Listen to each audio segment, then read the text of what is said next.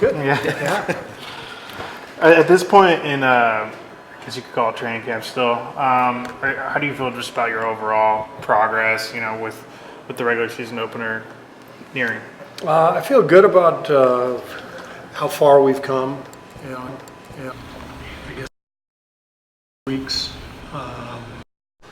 but we have a ways to go. And I think that, the last couple games have potential and our vulnerability. And the biggest thing we have to figure out is we've got to defend without fouling. And if we continue to foul at this rate and give up offensive rebounds, then we have no chance of becoming a good defensive team. So that's my focus, and we're harping on that every day with the group, and that's where the improvement is going to have to come. Someone who's not here all the time, how's D'Angelo been so far in training camp? D'Angelo's been great, eager to learn, just a really good teammate. He's so skilled, he's got so much ability that it's great to be able to rely on him to make plays and create in transition, but also in the half court. Unbelievable mid-range game. He's just a really talented player, so we're lucky to have him. From whatever you're willing to share, what takeaways did you take from when you talked with Luke or maybe even Kenny as far as his experiences with the Lakers and Brooklyn, how it applies to here? Well, the Laker experience was a while ago now. Yeah. I think the more relevant experience is the Brooklyn one, and I did speak with Kenny over the summer.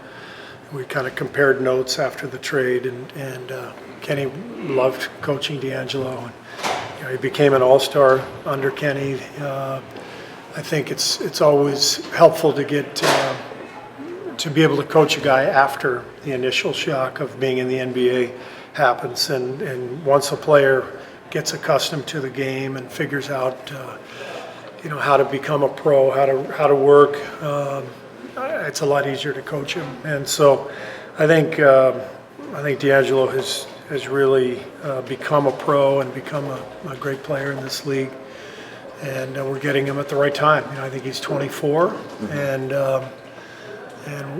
he's somebody who we're going to count on to help Steph, on the offensive side of the ball, just making plays. We can't rely on Steph all the time to make every play. We can put the ball in, and he can create for himself and other people as well. So he'll be a big factor. Do you feel like you have enough film on those two together to make any judgments on Steph and D'Angelo? I don't know if it's so much film as it is just court time for them. I think it's not so much what do we need to run.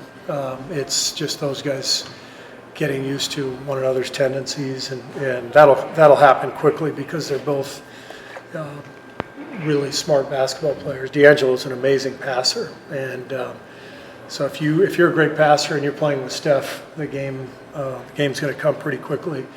And the same is true in reverse. If you're a great basketball player and Steph's drawing all that attention from defenses, then you're going to figure out how to play off of him. So those guys are going to be great together, but they'll be better a month from now than they are today. In addition to Steph, is anyone sitting tonight? Omari, he had tweaked his back the other night, so we'll keep him out.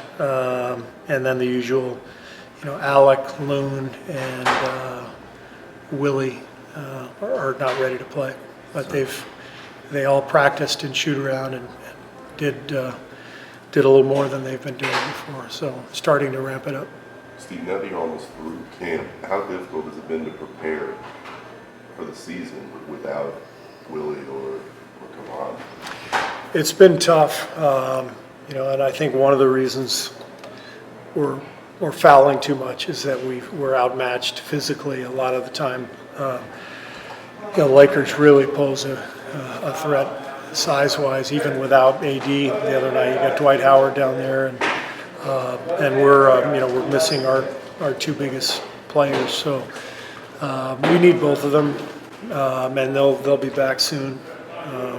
Klay, we don't really need at all. We're not going to miss him. redshirting him, trying to get him bigger and stronger, get him used to campus life. Academically, he's got a ways to go to catch up.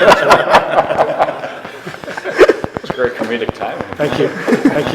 Surprisingly, it sounds like Angela's been on cloud nine, like being able to be with Steph with just the routine and working out with him. I mean, what's jumped out to you as far as the day-to-day of him being able to be with Steph? I just think it's, if you like playing, then how could you not like playing with Steph? Both from the standpoint of playing off of him and taking advantage of the openings that occur because of Steph's talent, but also just the approach. Steph enjoys the process so much. He loves being part of a group, and he's right in the middle of the humor that exists, and so Steph generates a great atmosphere with our team, and I think all the new players feel that, and they enjoy being part of it. You mentioned yesterday that you didn't feel right about putting Steph back in. I was curious, what did you see on the floor? All the fouling was really bothering me, and I was a little worried about just the way the game was going to go. I was nervous about the Lakers coming back from China with very little rest time, and it just didn't feel like the game was going to be under control. And as it happened, I thought the Lakers were great. We were the ones who looked a little tired, but it just felt a little like, this is enough. It's preseason. Let's get Steph out. Let's not risk anything. That's not worth it. And I didn't feel like we were gaining anything, or like he was gaining anything from the experience with the group. We were just fouling, and it was a parade to the foul line, and there didn't feel like there was much improvement. Tonight Steph won't play. Friday everybody will play, and that'll be a better sort of dress rehearsal, hopefully. But we've got to continue to improve with whoever's out on the floor. Do you think D'Angelo and Draymond will get a full allotment of minutes? Yeah. They, full allotment, whatever that means. And they'll both start and then play into the second half, and then we'll see how the game's going from there. Okay. Thanks. Thanks, guys.